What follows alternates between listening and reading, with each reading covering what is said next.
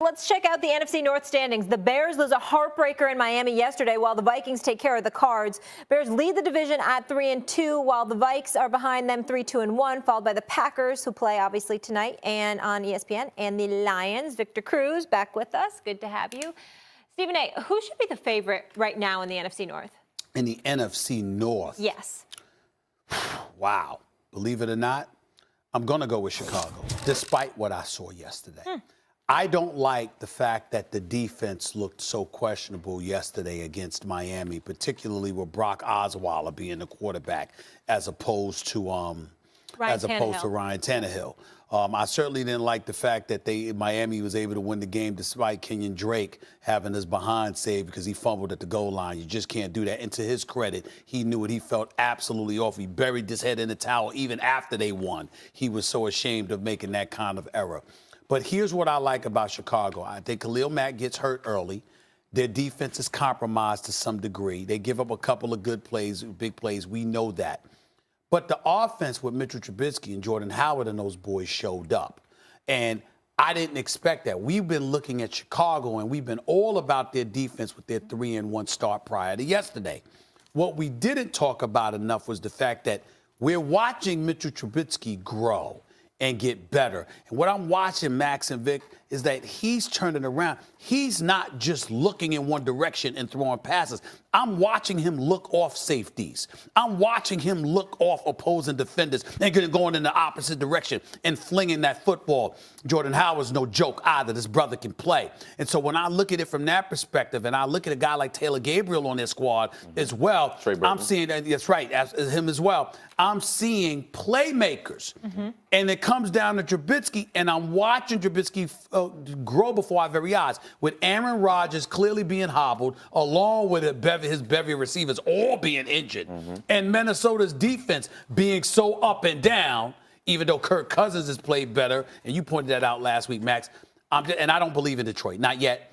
I'm just of the mindset that Chicago is the team to look at in the NFC North right now. I think it's the Vikings, and I think that people had it right before the season started, and then you always get it thrown a curveball in the NFL. Because it's such a small sample size, you're trying to extrapolate from these little pieces of evidence, like these grand ideas about everything. Look at the Vikings before the season. A lot of people like them to win the Super Bowl because they may, top to bottom, be the best team, offense and defense.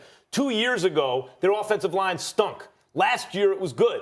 This year, it stunk early, and it's rounding into form, which is why a team like the Bills waxed them. And then 1 week later, they came back and lost to the Rams, still undefeated, by the way, by one score. And by the way, yesterday, no Dalvin Cook. And Latavius Murray is good, but Dalvin Cook is better, you would think.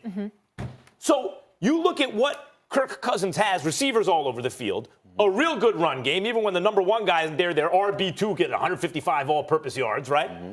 A real good defense, actually, at least on paper, though it didn't start the season that way. Kirk Cousins, 7th best QBR the last several weeks, 13 touchdowns, 2 interceptions, something like that. It was 12 and 3. Sorry, 12 touchdowns, 3 interceptions the last couple of weeks. Kirk Cousins is giving you a premium over Case Keenum. And most importantly, I don't believe in Mitch Trubisky. I don't think he's too inaccurate down the field. I don't believe in the Lions yet. I'm with you, Stephen A. I got to see more from them. And Aaron Rodgers isn't Aaron Rodgers. They didn't sit him down. They didn't rest him when they had a chance. Consequently, I don't think we're going to see the real Aaron Rodgers this year, period. Now, I spent some time in Chicago. I was there throughout Mitchell Trubisky's rookie year.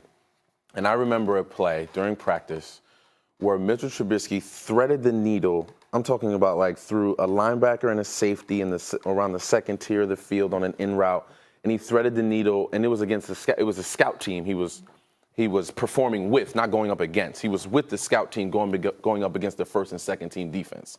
And in that moment, I knew, I was like, okay, this kid's got some talent. He can throw the football well, and he can do some things to play some good football for this team. And as I watched him grow, not just during my time there, but as a player, as he's getting a start now, I'm watching him mature, and I'm watching him not just make plays, but command that offense and command those receivers, those running backs. He's commanding that team in a way that I didn't think would happen in the first couple years of his career. I thought it'd take more time for that. So with that being said, I believe in the Chicago Bears. I think that they should be at the top of this division, and it's rightfully so, mainly because of Mitchell Trubisky's play and how he's taken this team to the next level from a quarterback standpoint and getting the football out to his receivers and all the weapons that he's got going on. And that defense doesn't even need to be spoken Do you about. think he, although not so good this last week, do you think that he is consistently accurate enough? Because I agree, he, like a lot of guys, can thread the needle at times, and he's a big, strong guy. The main thing I've seen from Mitchell Trubisky early on is he can outrun linebackers. Look at that. He's fast. He's athletic. He's big. He's strong. But I don't see him. I see him not consistently accurate enough down the field. Fair enough, but I will tell you this: last year he's got like 12 touchdowns. He has like 7 touchdowns, 7 interceptions. This year already in the first 5 games, in the 12 games he played last year, 7 touchdowns, 7 interceptions.